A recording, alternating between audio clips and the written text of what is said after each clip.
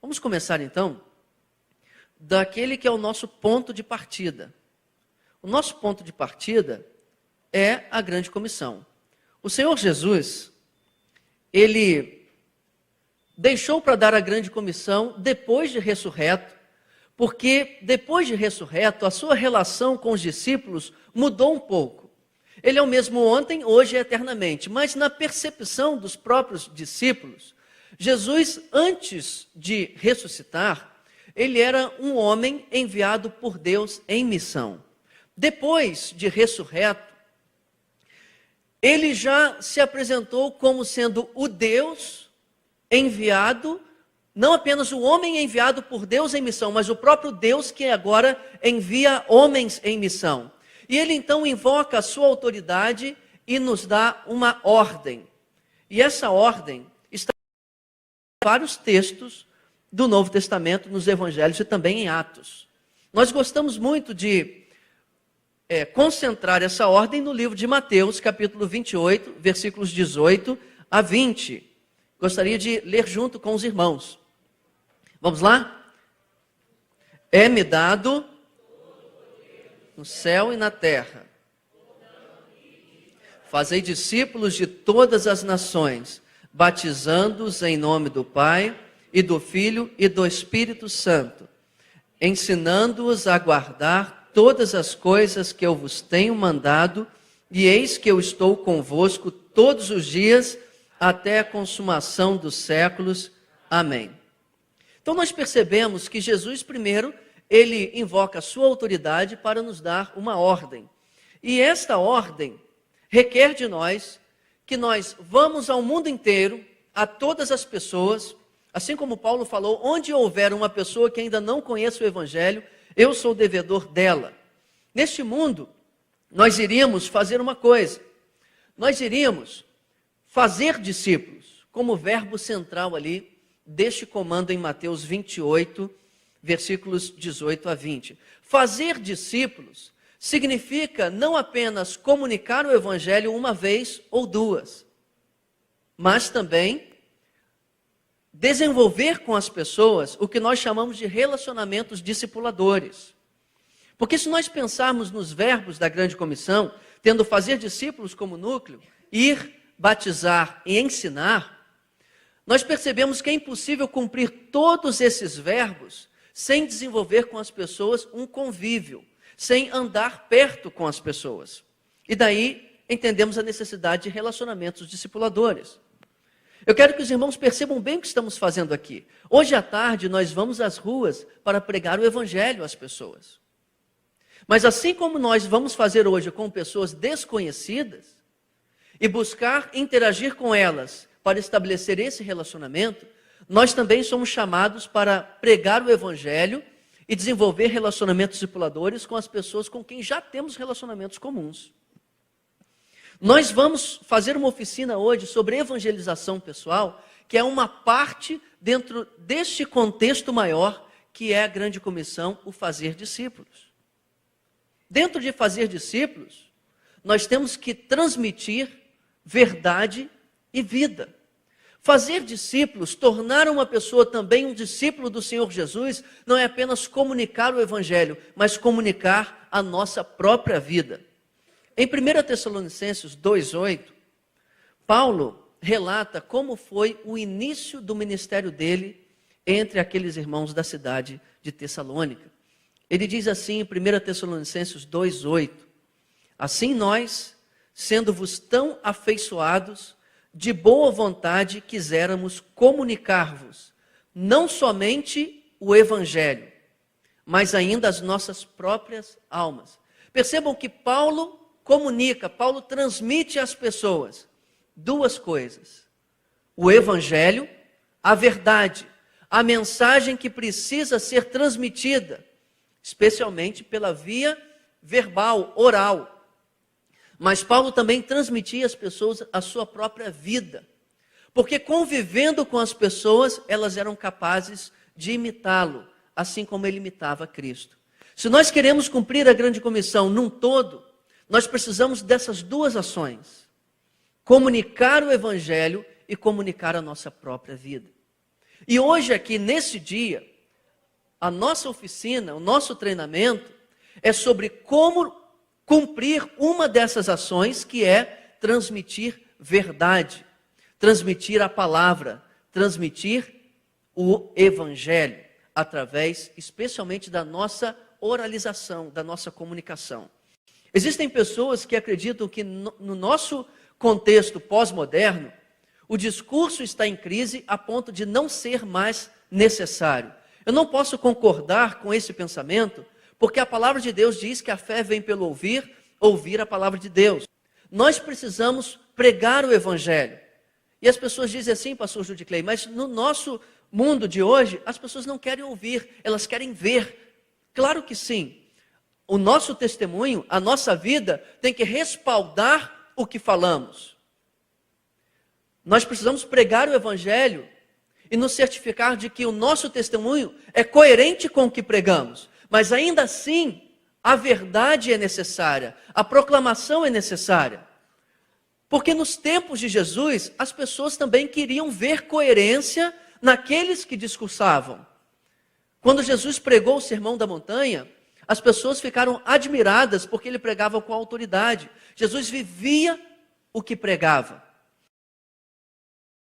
Jesus começou a dizer, olha, eu vim para dar testemunho da verdade. E Pilatos contestou, o que é a verdade? Ou seja, o relativismo já estava presente naqueles dias também. Então, a mensagem deve ser proclamada também em nossos dias. Por mais que o testemunho, a vida cristã, também seja essencial para dar respaldo ao que pregamos. A grande comissão não está apenas em Mateus 28. Nós encontramos também em Marcos 16:15, onde Jesus diz, ide, pregai o evangelho a toda criatura. Então não é o caso de pregarmos o evangelho simplesmente com a nossa vida e, se necessário, usarmos palavras. Usarmos palavras é sempre necessário, podendo ser antes ou depois do testemunho, através da sua vida. Na verdade, irmãos, ter uma boa vida cristã, uma vida que as pessoas possam admirar e reconhecer Cristo nela, é uma coisa tão simples, tão básica, que todo cristão deveria ter. Se você não tem um bom testemunho, é o caso até de você se autoexaminar para saber se você é de fato um salvo, porque o testemunho é o mínimo que todo cristão deveria ter. E a esse testemunho deve-se acrescentar a proclamação do evangelho, a pregação do evangelho a todas as pessoas. Jesus disse em Lucas 24:47, que também traz uma expressão da grande comissão, que em seu nome se pregasse o quê? O arrependimento em todas as nações. Veja como é importante para Jesus que a sua igreja fosse e pregasse o arrependimento. O arrependimento era um assunto muito importante no ministério de Jesus. Em Mateus 4:17, nós vemos que Jesus começou a pregar dizendo o quê? Arrependei-vos, porque o reino do céu chegou. Assim também João Batista havia pregado antes dele. Em Mateus 9:13, Jesus diz, eu não vim chamar justos, mas pecadores ao arrependimento. Jesus fez várias declarações sobre o motivo da sua vinda. Eu vim para que tenham vida e vida em abundância. Ele fez outras declarações também. Até mesmo em João 3,16. Veio para nos salvar, para que o homem não pereça, mas crendo nele tivesse a vida eterna. Ele fez várias declarações assim, e essa é uma delas. Eu vim para chamar pecadores ao arrependimento. Em Lucas 13, versículos 4-5, Jesus diz que, se não vos arrependerdes, também vós perecereis. Não sei se recordam dessa palavra, desse texto. Havia acontecido um desastre naquele tempo. Uma torre havia caído em cima de algumas pessoas e matado aquelas pessoas. E os judeus pensaram que aquele ato era um castigo de Deus pelo fato de que aquelas pessoas eram pecadoras, ou mais pecadoras do que as outras. E Jesus disse, olha, na verdade é o seguinte, se vocês não se arrependerem, vocês também perecerão. Porque a consequência do pecado é a morte para todas as pessoas, e todas elas são pecadoras. Jesus também, em Mateus 11, 20, depois de ter feito muitos milagres em algumas cidades, ele começou a denunciar a incredulidade daquelas cidades por não terem se arrependido. Ou seja, havia uma expectativa de Jesus de que os seus milagres levassem as pessoas ao quê? Ao arrependimento. Então, até mesmo os milagres de Jesus visavam levar pessoas ao arrependimento. O arrependimento era, assim, um assunto muito especial no ministério de Jesus. E também foi no ministério dos apóstolos. Nós temos um princípio geral nesse treinamento de evangelização pessoal que pode ser expresso nessas 3 frases ali em cima. Vamos falar juntos? Não há salvação sem arrependimento. Não há arrependimento sem convicção de pecado. E não há convicção de pecado sem o confronto com a lei de Deus. Vamos examinar cada uma das partes deste tema. Nós entendemos ser um princípio aplicável à evangelização pessoal. Então, nós vamos construir aqui alguns princípios. Depois vamos para uma parte mais prática, com uma proposta de roteiro de abordagem, uma ferramenta para você usar a fim de comunicar às pessoas o Evangelho, levando-as a entender o seu pecado e entendendo a necessidade de salvação. E numa terceira parte ainda, nós vamos tratar das objeções mais comuns que as pessoas fazem e algumas dicas sobre como contorná-las para que a sua evangelização seja mais efetiva. Nessa primeira parte, então, nós vamos tratar desses princípios. Primeiro, não há salvação sem arrependimento. Vários textos bíblicos vão exemplificar isso. A própria declaração doutrinária da Convenção Batista Brasileira diz que a salvação se processa mediante arrependimento e fé das pessoas. Em Atos 3,19, Pedro, pregando no dia de Pentecostes, diz: arrependei-vos, pois, e convertei-vos, para que sejam apagados os vossos pecados e venham assim os tempos do refrigério pela presença do Senhor.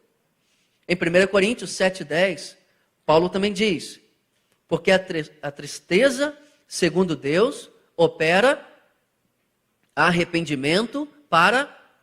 Observe que arrependimento e salvação estão conectados aqui. Atos 17:30, Paulo pregando em Atenas.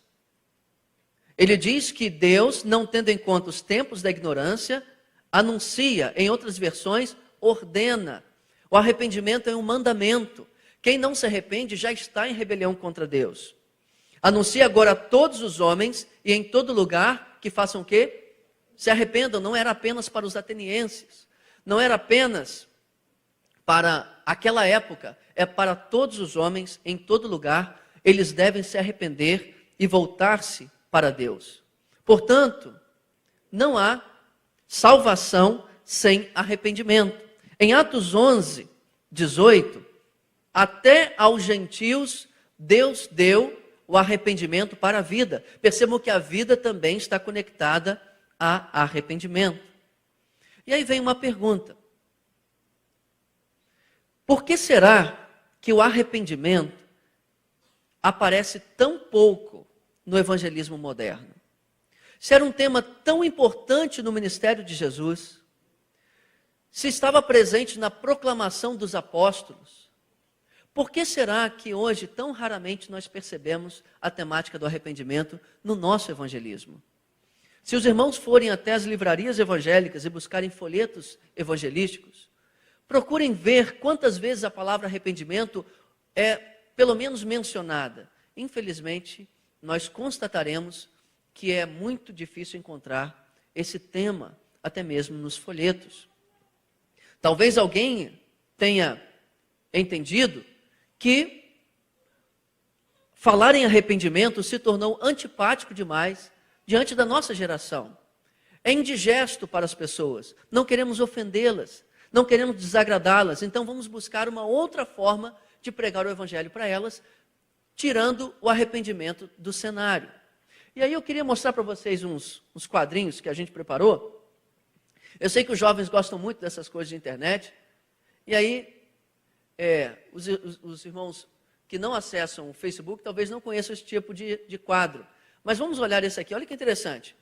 Vou provar que meu amor é verdadeiro te entregando um prato de comida sem dizer uma só palavra sobre o que creio. Tem pessoas que se gabam de fazer isso. É muito bom você cuidar da pessoa não apenas no aspecto espiritual, mas em todos os sentidos da sua vida, até mesmo lhe dando a necessidade do momento, a comida.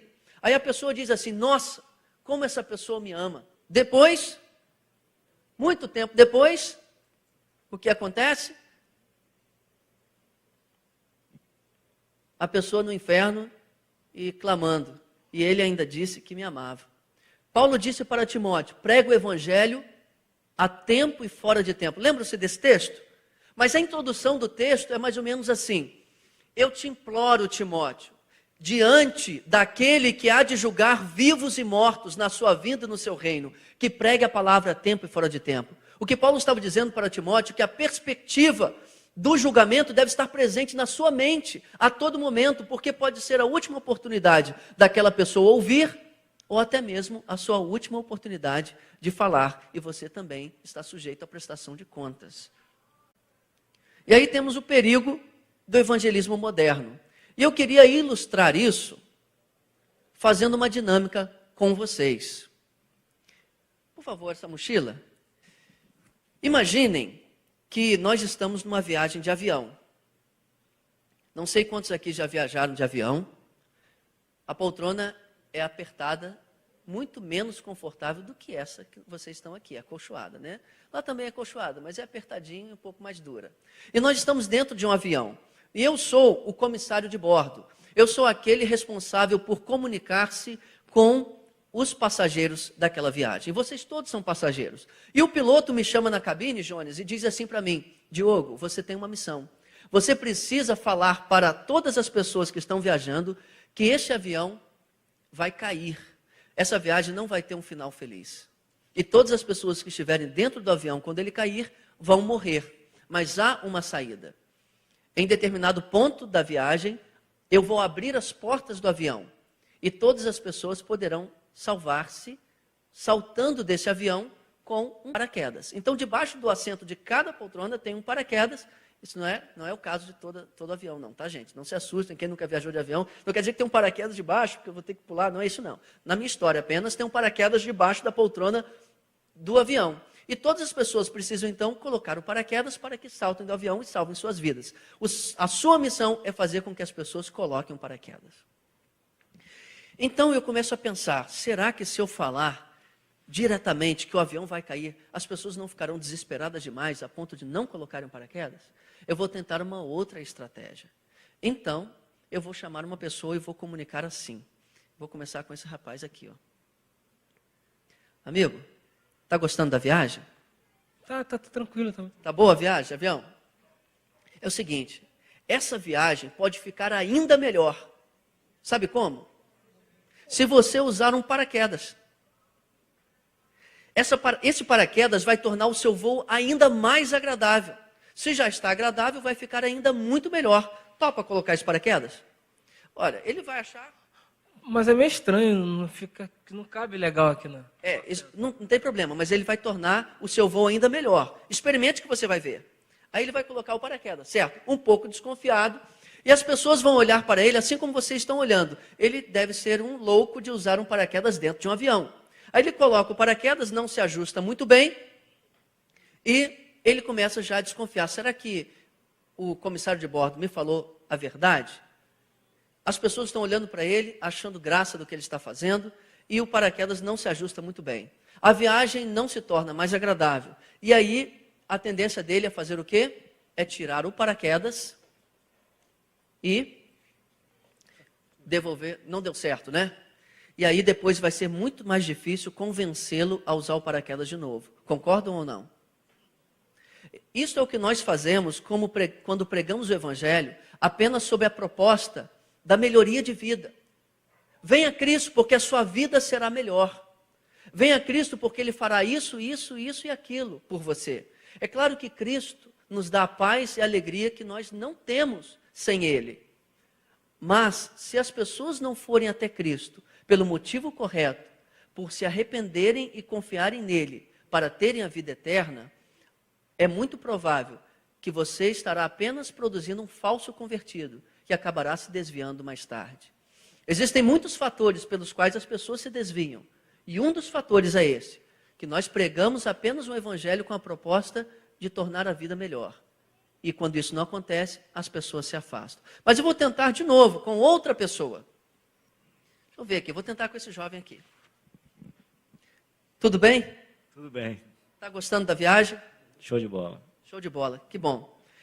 Mas eu tenho uma notícia que não é muito boa para você. Eu vou te dar uma má notícia, mas depois eu vou te dar uma boa notícia, tá? A má notícia é que este voo não vai ter o final feliz que você está esperando. Infelizmente, este avião, ele vai cair. E todas as pessoas que estiverem dentro dele vão morrer. Isso é uma péssima notícia, não é? É. Mas eu tenho uma boa notícia também. Mas calma aí, gente. O negócio vai ficar melhor. Mas eu tenho uma boa notícia também. Você tem a chance de salvar a sua vida. Porque em determinado ponto da viagem, as portas do avião se abrirão e você vai poder saltar deste avião, salvando a sua vida. Mas deixa eu te fazer uma pergunta. Você sabe voar? Não. Então você vai precisar de uma coisa que eu vou te dar. Que é um paraquedas. Coloque esse paraquedas aqui. Aí ele vai e coloca o paraquedas. O que acontece em primeiro lugar? Parece que não se ajusta muito bem. Eu não sei quantos aqui se converteram depois da juventude. Eu fui criado na igreja, não tive muito bem essa questão da minha família me rejeitar por eu ter me tornado um cristão. Mas muitos aqui eu sei que poderiam dar a experiência de que quando se converteram, houve provação e lutas. Não encaixou muito bem. Ele olha para as pessoas que estão olhando para ele, dizendo assim, ele é um louco de usar um paraquedas dentro do avião, mas ele sabe o motivo pelo qual ele está usando o paraquedas. Esse jovem aqui vai olhar para ele e pensar o quê? Mais um bobo que caiu nesse conto do paraquedas. E, na verdade, quando evangelizamos na rua, muitas vezes os ex-evangélicos se tornam pedra de tropeço para seus amigos. E aí, se acontece algum problema na viagem, de repente eu vou servir um café, derramo no colo dele, qualquer coisa que perturbar a viagem, o que ele vai pensar? O meu lugar não é aqui dentro desse avião. Eu não vejo a hora de saltar logo e salvar a minha vida. Assim também, obrigado pelo exemplo de vocês, tá? Obrigado pela participação. Assim também, quando nós pregamos o evangelho e as pessoas vão até Cristo pelo motivo correto, ainda que venham lutas e provações, a tendência delas é se agarrarem mais a Jesus, assim como ele se agarraria mais ao paraquedas, sabendo que o que ele mais quer é a salvação da sua vida em Cristo, e não apenas que o voo seja agradável, porque o voo é temporário, a nossa vida também é temporária. Com Cristo nós temos a segurança da vida eterna. Fez sentido o que eu falei ou não? Porque a segunda parte do nosso lema diz que não há arrependimento sem convicção de pecado. Então, não há salvação sem arrependimento. Depois, não há arrependimento sem convicção de pecado. Existe uma grande contradição entre o que as pessoas pensam de si mesmas e o que Deus pensa das pessoas. Geralmente as pessoas pensam, eu sou bom, eu não faço mal a ninguém, eu pago os meus impostos, nem sempre, eu não roubo nada, eu nunca matei ninguém, portanto, eu sou uma pessoa justa diante de Deus, pelo menos acima da média, acima da maioria das pessoas. Existem tantos políticos corruptos, assassinos, estupradores, terroristas, eu não sou como eles, portanto, eu me sinto seguro de que Deus me aprova. Mas o que Deus diz sobre as pessoas? Existem vários textos que nós poderíamos citar. Salmos 14, não há nenhum justo, nenhum sequer, não há ninguém que busque a Deus, não há ninguém que faça o bem. Isaías 64 diz, os nossos atos de justiça são como trapos de imundícia. Esse texto levou Charles Spurgeon a dizer que se as nossas justiças são assim, imagine as nossas injustiças. Romanos 3, 23, todos pecaram e estão destituídos da glória de Deus. Eu me lembro também de Jesus pregando para as pessoas, quando ele diz que Deus, como Pai, só dá coisas boas aos filhos. Ele diz, mesmo vós, sendo maus, só dão coisas boas aos filhos. Jesus chamou a multidão de má. Então, as pessoas, elas não são justas como pensam que são. Na realidade, diante de um Deus santo, todos nós somos pecadores e o que merecemos é a condenação eterna, o distanciamento eterno de Deus. Paul Washer, um pastor que eu gosto muito, que já ocupou esse púlpito aqui uma vez, né, pastor? Ele fala uma coisa interessante. Os homens têm de ser trazidos ao conhecimento de si mesmos antes de se renderem a Deus. Os homens estão caídos de tal maneira que temos de remover deles toda a esperança na carne, antes de serem trazidos a Deus. Vou usar uma outra ilustração aqui para exemplificar isso, a questão da convicção de pecado. Existe alguém aqui que tem carteira de motorista há mais de 20 anos? Tem alguém? O irmão? Irmão, eu não quero constrangê-lo, mas vou fazer algumas perguntas. Ao longo desses 20 anos, o irmão já sofreu alguma multa? Não é vergonha nenhuma. Já, dia desse chegou uma notificação para mim. Nós falhamos, certo? Já sofreu alguma multa? Já, né? Foram mais ou menos de 10 multas ao longo de 20 anos. Mais, ok. Não quero constrangê-lo, tá, irmãos? Não sei se quantos aqui dirigem, mas a gente que dirige sabe que é tanta regra que às vezes é difícil. É muito difícil manter a perfeição e nunca violar nenhuma dessas regras. Então, não quero de maneira nenhuma constranger o irmão, tá bom? Só para usar como exemplo. Todas essas multas, imaginam que já foram acertadas, já foram resolvidas. Ok. Imagine que no Rio de Janeiro, uma pessoa muito rica e muito generosa fez uma atitude de bondade para com os motoristas que têm multas de trânsito em aberto. O que essa pessoa fez? Ela depositou um dinheiro muito alto à disposição do Detran para que todas as pessoas tivessem sua multa paga. Mas para isso, o que os motoristas deveriam fazer? Deveriam ir até o Detran e assinar um formulário. Nesse formulário está dizendo, eu reconheço todas as minhas multas. E aí baixa no sistema do Detran toda a relação de multas com os valores. A pessoa assina um reconhecimento daquela dívida. E também um termo de gratidão pelo ato de bondade e de graça daquela pessoa pelo motorista infrator. Aí, o irmão, qual é o seu nome, meu irmão? Zelson, aqui na frente. Celso. O irmão Celso escuta essa notícia no rádio. Ele pensa, que boa notícia. Pena que as multas que eu tinha já foram resolvidas. Logo, é uma boa notícia, mas não para mim. É uma boa notícia para os outros motoristas. Para esses motoqueiros que ficam andando sem capacete. Para esses motoristas que ficam atravessando o sinal vermelho. Para mim não, que sou um bom motorista, tenho poucas multas e todas que eu tenho já estão quitadas. Mas vamos desenvolver um pouquinho mais essa ilustração. Imagine, irmão Celso, ou todos vocês outros que também são motoristas, que o Detran fez um convênio com as montadoras de automóvel e implantou um chip em cada automóvel que registra todas as pequenas infrações que são cometidas no dia a dia. Por exemplo, você motorista, já andou sem colocar o cinto de segurança? Ou então sem que o carona estivesse com o cinto de segurança? Ou as pessoas no banco de trás? Se esse exemplo fosse verdade, aquele chip registrou todas as pequenas infrações. E as multas são cumulativas. E foram registradas no sistema do Detran. Ou então você saiu, o carro estava estacionado, ou estacionou, ou fez alguma conversão para a direita ou esquerda, sem ligar a seta. Ou ultrapassou na faixa dupla. Ou então, o radar aponta lá 50 km de velocidade, 50 km, mas é durante todo aquele trecho da estrada, e você freia somente abaixo do radar, mas naquele outro pedaço, o chip registrou também. Certo? Falar ao celular enquanto dirigia.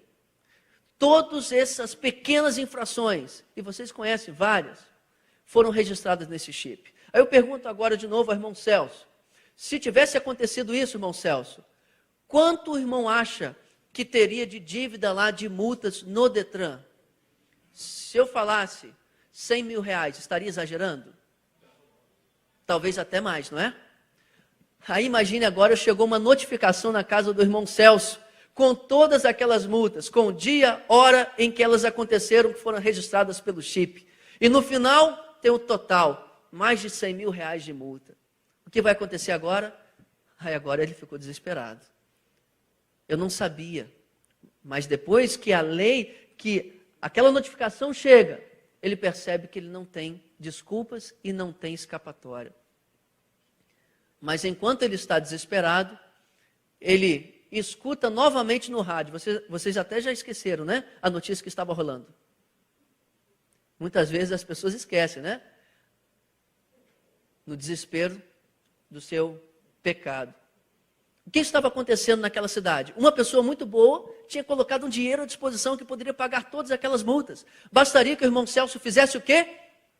Ele fosse lá e assinasse um formulário, um termo que tem duas coisas. Primeiro, uma confissão de dívida. Eu reconheço que cometi todas essas faltas e reconheço que devo isso tudo. Mas também, eu declaro aqui a minha gratidão por esse favor que eu não merecia que aquela pessoa fez por mim. Coloca a data e assina e tem todas aquelas dívidas perdoadas. No primeiro caso, o irmão Celso pensou que era uma boa notícia, mas não para ele.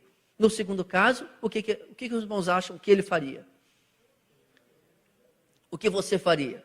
Eu iria lá no Detran, rapidamente, para assinar aquele termo e ter a minha dívida perdoada. Então, pregar o Evangelho significa também pregar a necessidade do Evangelho.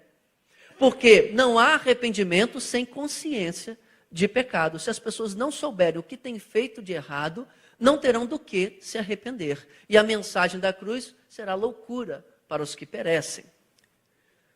E também, como terceiro ponto daquele nosso lema, repetindo, não há salvação sem arrependimento. Não há arrependimento sem convicção de pecado. E não há convicção de pecado sem o quê?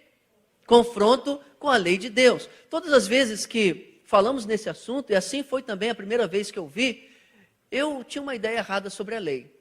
Eu pensava, lei, pecado, morte, é tudo coisa ruim, é tudo do mal, vou jogar tudo fora. Pecado é ruim, morte é ruim. Mas a lei é de quem? Do diabo ou de Deus, meus irmãos? De Deus, a lei é perfeita. Tiago diz que ela é útil, ela é boa, se for usada para o que deve.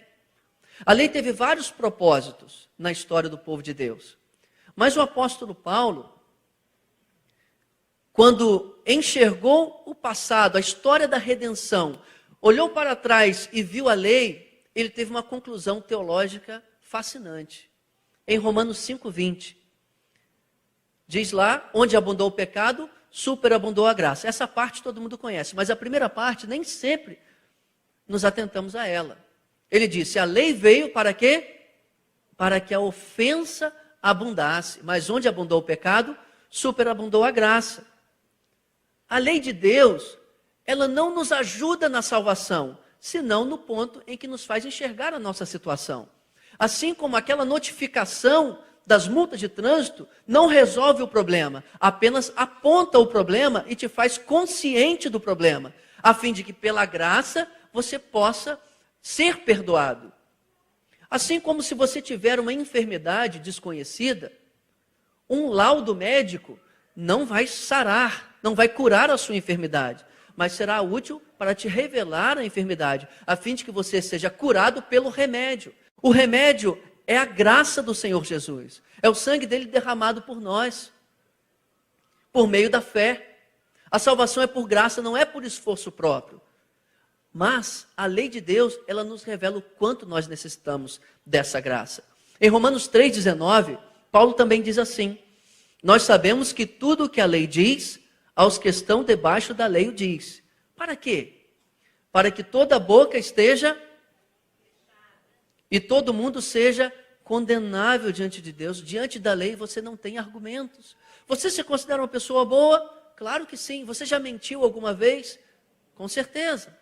Você acha que Quantas mentiras alguém precisaria contar para ser considerado um mentiroso? Uma só. Você acha que mentiroso é uma característica de uma pessoa boa, segundo os padrões de Deus? Não. Você se considera uma pessoa boa? Sim. No final, não.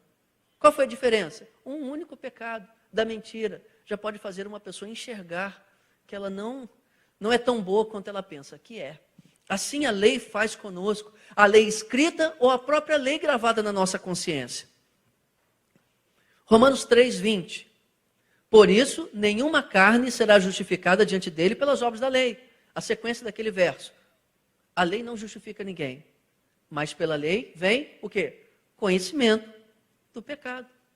Martin Lloyd Jones, um autor também muito especial, diz o seguinte: o problema das pessoas que não estão buscando o Salvador nem a salvação é que elas não entendem a natureza do pecado.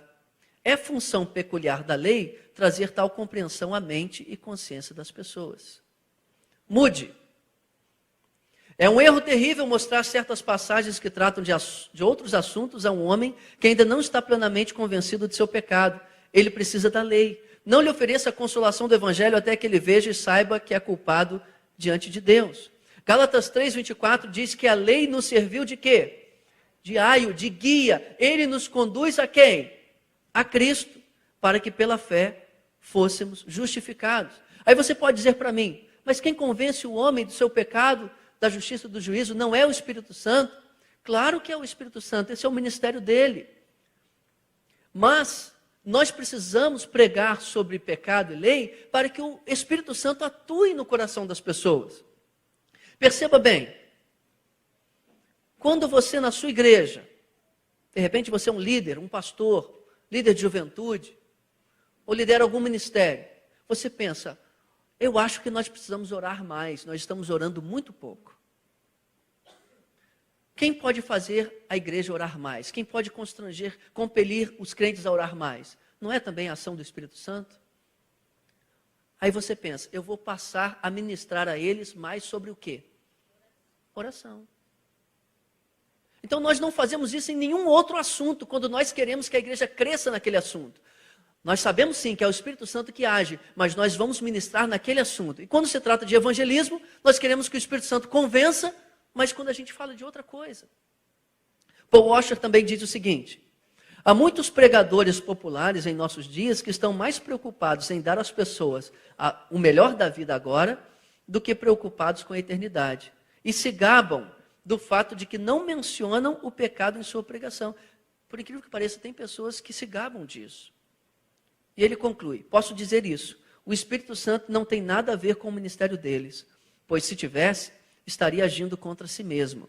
Quando não lidamos com os homens e sua condição depravada de maneira específica, fervorosa e, guarde bem, amorosa, o Espírito Santo não está conosco. Existe um princípio geral que pode finalizar essa primeira parte desse treinamento, que é o seguinte: lei para o soberbo, graça para o humilde. Esse princípio permeia toda a palavra de Deus e o ministério de Jesus. Jesus sempre ofereceu a sua mão de graça para pessoas que já estavam destruídas pelo seu pecado e não se defendiam dele. Estavam entregues. A exemplo daquela mulher adúltera que foi apanhada em flagrante, ou seja, ela não tinha nenhuma defesa. E não vemos no texto ela acusando ninguém. Pelo contrário, ela estava ali para ser morta diante das pessoas. O que Jesus faz? Jesus não dá uma rasteira em quem já está caído. Ele oferece a sua mão de graça. Ele não veio para condenar. Ele veio para salvar. A graça vem para salvar. A graça não vem para condenar. Porque a condenação já está posta. Desde o Sinai. Desde antes. Quando o pecado entrou no mundo. E o homem descumpriu os padrões de Deus. E a lei nada mais é do que a declaração dos padrões de Deus. Diante dos quais nós fracassamos. E então somos merecedores da morte. Jesus estende então a sua mão de graça àquela mulher. Mas até mesmo naquele episódio, as pessoas que se sentiram boas a ponto de matar aquela mulher, o que receberam de Jesus? Foi graça? Não. Foi uma cobrança, foi um confronto. Vocês também não têm pecado, não? Um certo jovem chegou diante de Jesus, querendo se justificar, e disse: Senhor, o que eu devo fazer para ter a vida eterna? E Jesus disse, olha, você conhece os mandamentos. Eu tenho guardado tudo isso. Eu fico pensando, será que Jesus evangelizou errado? Jesus estava dizendo para aquele jovem que ele, se cumprisse os mandamentos, teria a vida eterna? Obviamente que não. Jesus percebeu o orgulho daquele jovem e disse o que para ele? Vende tudo que você tem, reparte com os pobres e me siga. Jesus explora o fundamento do primeiro mandamento. Aquele jovem colocava as suas riquezas como seu primeiro Deus. Na verdade, nós não podemos ter Deus como primeiro Deus, mas como o único Deus. Aquele jovem exaltava as suas riquezas e não queria abrir mão delas para seguir a Jesus. Jesus não foi atrás dele. Espera um pouquinho, não quis dizer isso, não é bem assim. Não, Jesus deixou uma palavra de confronto com amor. A Bíblia diz que Jesus amou aquele jovem e por amor ele lhe falou a verdade. Existe esse princípio então, lei para o soberbo, graça para o humilde. Se a pessoa já está quebrantada, graça. Se a pessoa está no seu orgulho, a lei para demonstrar o quanto ela carece de salvação. Nós vamos passar agora para uma outra parte desse treinamento, que é o roteiro de abordagem.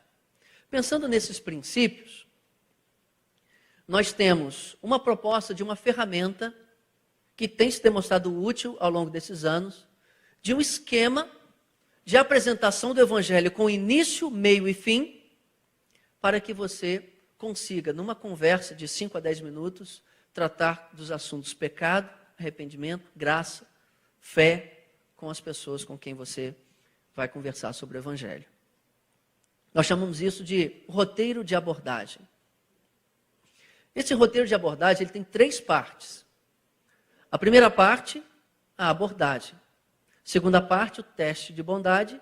A terceira parte, a boa notícia. Por que nós trabalhamos esse roteiro?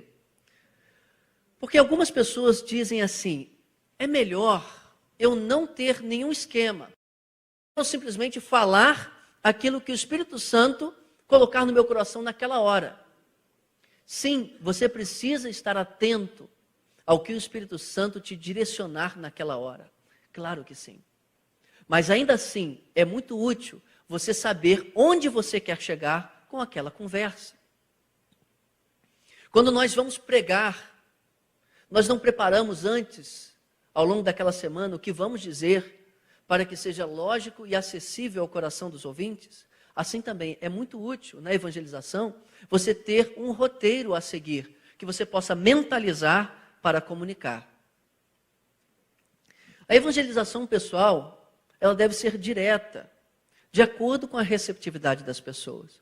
Nenhuma ferramenta de evangelização é boa ou ruim em si mesma. Ela pode ser adequada ou inadequada. Geralmente nós optamos por abordagens menos diretas, como por exemplo, através de um teatro, através de uma música, através de alguma encenação que possa chamar a atenção das pessoas. Tudo isso é muito válido. Mas o que temos percebido é que a maioria das pessoas no nosso país estão abertas a uma conversa sobre o Evangelho. No ano de 2012, nós fizemos uma pesquisa, a Junta de Missões fez uma pesquisa durante a Mega Trans, que aconteceu em todos os estados do Brasil. Quando começamos essa proposta, a nível de batistas brasileiros, de um roteiro de abordagem com a seguinte pergunta inicial: você ouviria sobre a palavra de Deus durante alguns minutos? 88% das pessoas, de 215 mil entrevistadas assim em todo o Brasil, disseram sim a essa primeira pergunta. As pessoas muitas vezes estão dispostas a ouvir um pouco sobre a palavra de Deus. Na verdade, você precisará caminhar um pouco mais com elas se você quer cumprir a grande comissão como um todo, como vimos na introdução desse treinamento. Porque muitas delas querem ouvir sim uma mensagem de Deus. Talvez estejam desconfiadas se você é realmente um profeta de Deus, diante de tudo que tem ouvido.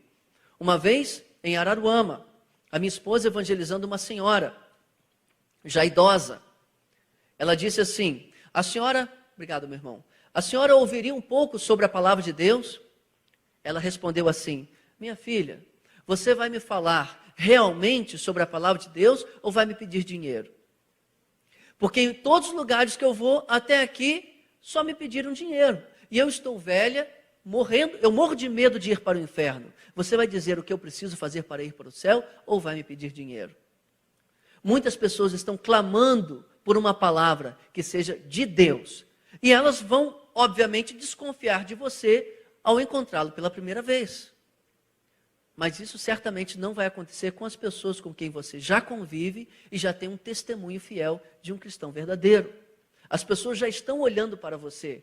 E se você propor a elas, se você propuser a elas comunicar-lhes o Evangelho, possivelmente a maioria delas vai querer ouvir. Eu fiz isso com meus colegas advogados, enquanto eu trabalhava lá em Cabo Frio. Não sei se tem algum advogado aqui, tem? Tem, né? Advogado geralmente gosta de contra-argumentar tudo. E todos os meus colegas pararam para escutar um pouco sobre a mensagem do Evangelho. Certifique-se de que seu testemunho é coerente com a palavra de Deus. E abra sua boca e pregue a palavra para os seus amigos, seus parentes e para as pessoas que você também não conhece. A evangelização pessoal também deve ser, na medida do possível, dialogal. A maioria dos métodos de evangelização são meramente de apresentação de uma mensagem e não de uma conversa. Daí nós trabalhamos esse roteiro de abordagem que permite um diálogo, uma conversa, que permita a você discernir um pouco de como a pessoa está no seu entendimento sobre o Evangelho. Existe um caminho, uma corrente que precisa ser trilhada, vários elos, desde a pessoa que não acredita em Deus até ela confiar em Jesus como seu Salvador. Às vezes, você será apenas um elo dessa corrente, apenas um espaço, poucos metros dessa jornada. Por isso que é importante você conhecer o que a pessoa pensa, para trazer uma palavra que possa fazer, no mínimo, aquela pessoa avançar mais um pouco. Daí a importância do diálogo, da conversa. Vamos lá então para a primeira parte, a abordagem. 3 perguntinhas muito simples. A primeira, você ouviria sobre a palavra de Deus? A segunda, Hebreus 9, 27. Não sei quantos aqui sabem Hebreus 9, 27 de cor, menos o pessoal da caravana, claro, já decorou aí. Está falando há 6 anos esse versículo. Alguém sabe o que está em Hebreus 9, 27? Ao homem está ordenado, agora você sabe completar, morrer uma só vez. Depois disso, vem juízo. Parabéns, minha irmã. Você estaria preparado? Quando nós falamos sobre o juízo de Deus, as pessoas caem na percepção de aprovação ou de reprovação de Deus. Nós vivemos no Brasil numa cosmovisão pautada pela nossa história de catolicismo, que tem muito o juízo de Deus presente. Nossa mente funciona assim: estou aprovado ou reprovado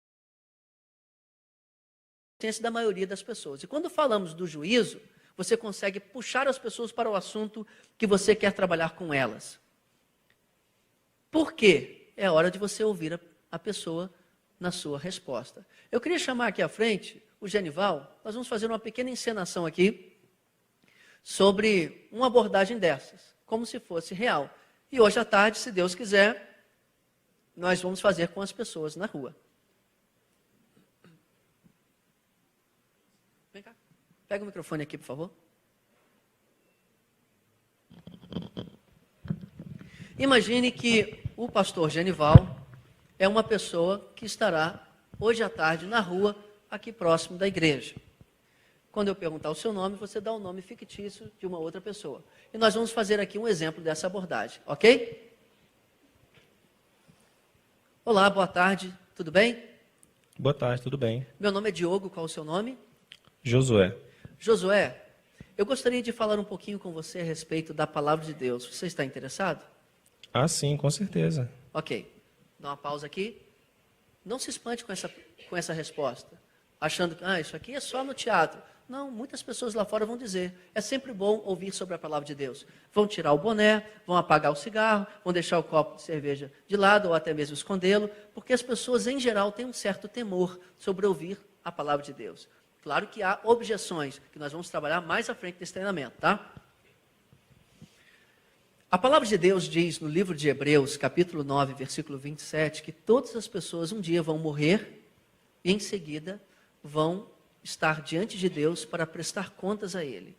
Se acontecesse, Josué, alguma fatalidade com você hoje, Claro que não é o meu desejo, nem é nenhum tipo de profecia. Tá, irmãos? Deixa claro isso, né? Senão você pode assustar a pessoa. Será que Deus enviou um profeta para dizer que eu estou morrendo? Não, calma. Não é o que eu desejo, nem é nenhum tipo de profecia. Mas se acontecesse, você estaria preparado para estar diante de Deus e ser aprovado por Ele? Olha, eu acho que sim. Você acha que sim? Por que você acha que sim? Eu sou uma pessoa boa, não faço mal para ninguém. Ok. Já fizemos a abordagem. Muito simples, né, meu irmão? Nós podemos fazer isso hoje à tarde ou não? Ok. Talvez a pessoa... Fica aqui na frente, então vamos continuar. Talvez a pessoa responda não. Não estou preparado. Pergunte mesmo assim, por quê? Eu não estou preparado porque eu tenho muitas falhas, muitos pecados. Eu estou afastado da igreja. Nós vamos tratar sobre isso daqui a pouco também, afastados de igreja.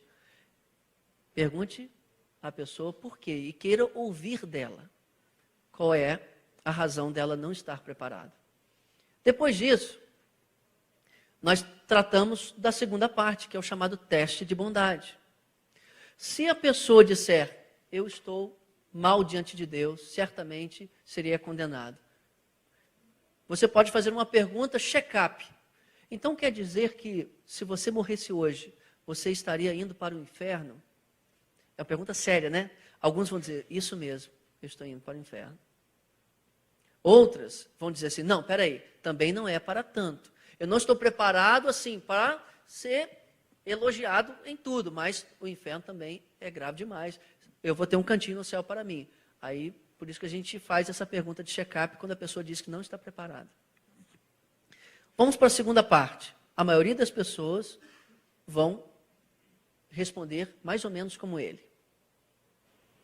Estou dizendo estar preparado não para ser elogiado em tudo, mas para, no mínimo, ter um final bom com Deus. Você estaria preparado dessa forma?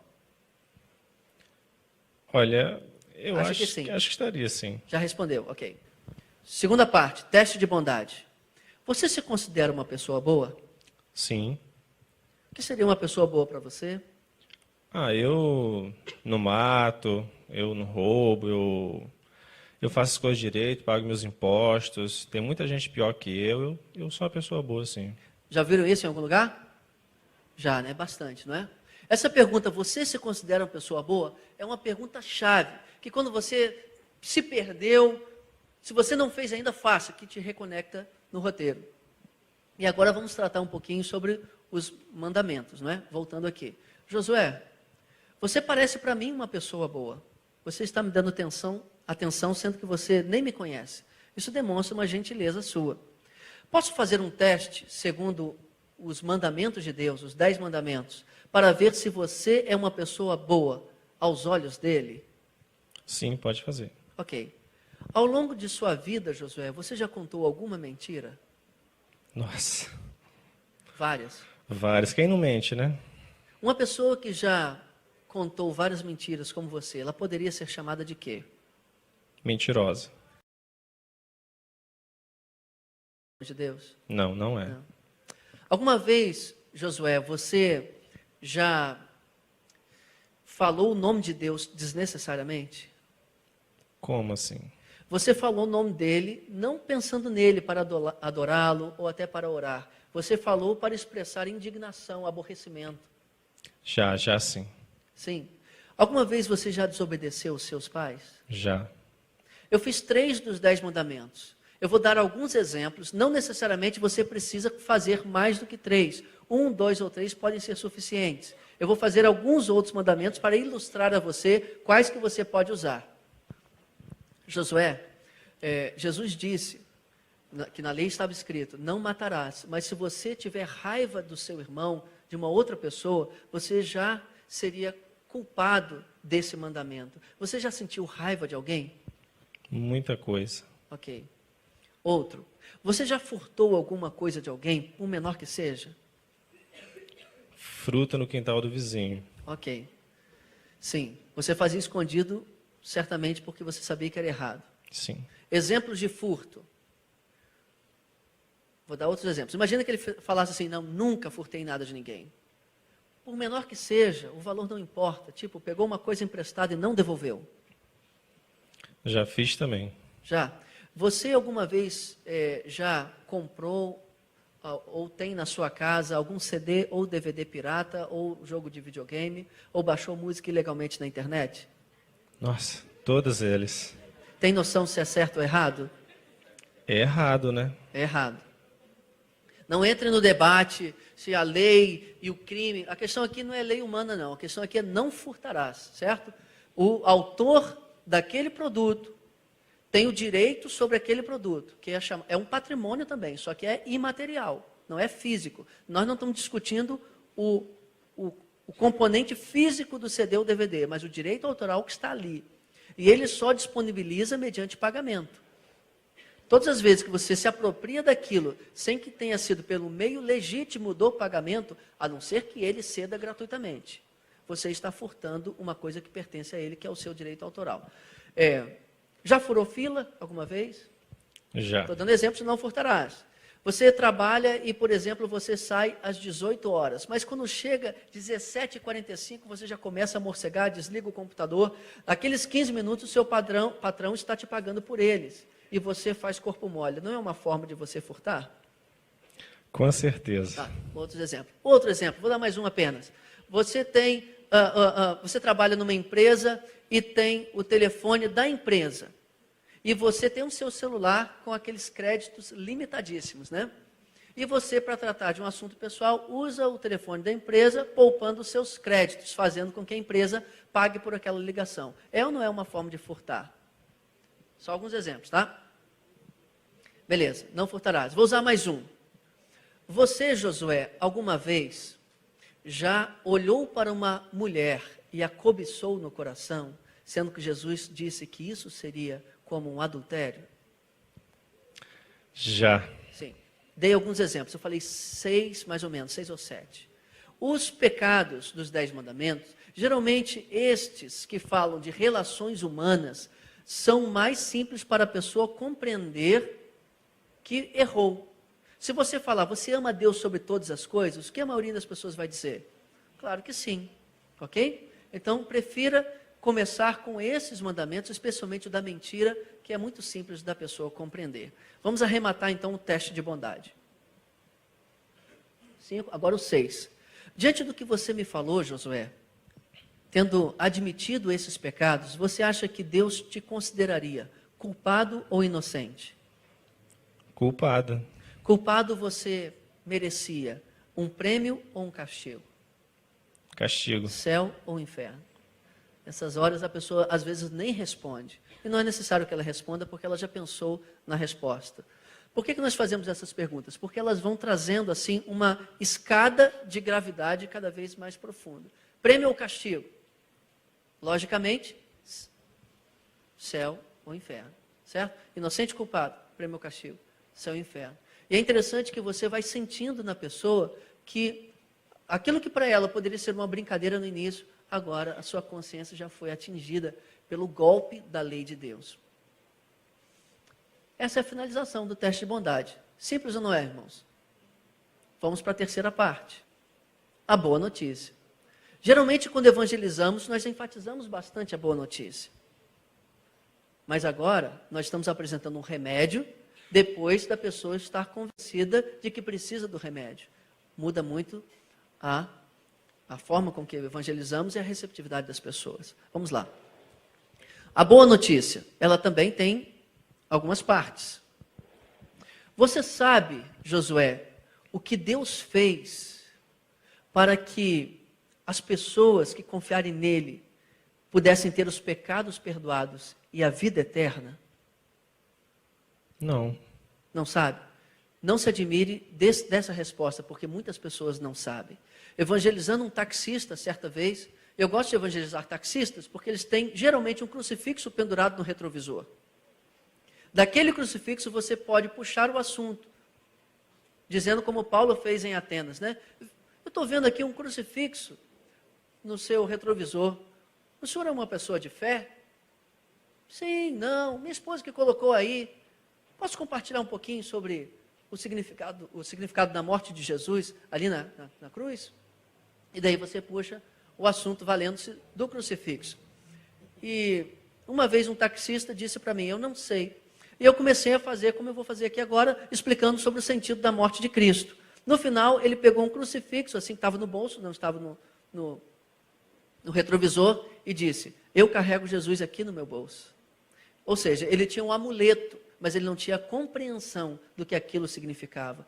E a maioria das pessoas, eu não tenho essa estatística, não sei se eu posso dizer a maioria das pessoas, mas muitas pessoas não conectam a morte de Jesus com a sua realidade, seu pecado pessoal.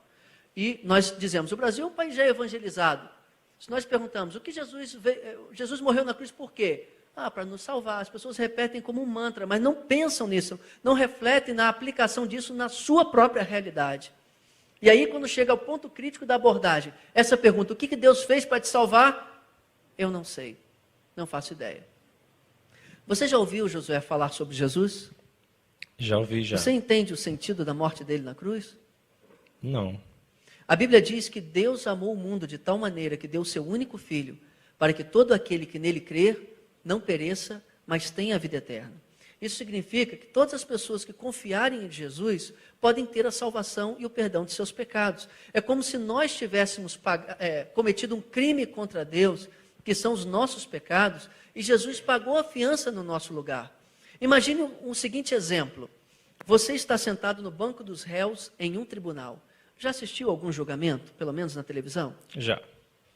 Você está sendo condenado por vários crimes dos quais você não tem defesa.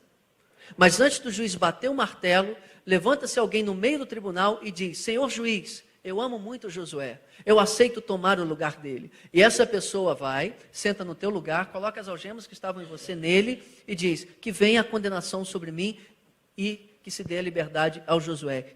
Isso seria uma boa notícia para você, Josué? Uma ótima notícia. E foi isso que Jesus fez por todo aquele que crer nele. E você saberia que foi livre daquela punição, não porque você merecia, mas porque aquela pessoa te substituiu. E baseado no que ela fez, você pode ser salvo, e não no que você fez. Jesus morreu, ele foi humilhado na cruz, mas ele ressuscitou e ele está vivo. Ele é o Senhor. Ele já é o Senhor do mundo, é Senhor da minha vida e da sua vida. Todos aqueles que não vivem para Ele já estão em rebeldia contra Deus. Não é possível você estar bem com Deus se você não confiar em Jesus como Salvador da sua vida. E o que você precisa fazer, Josué, é se arrepender dos seus pecados e confiar em Jesus, confiar no Senhor Jesus como seu Salvador. Entendeu essa mensagem?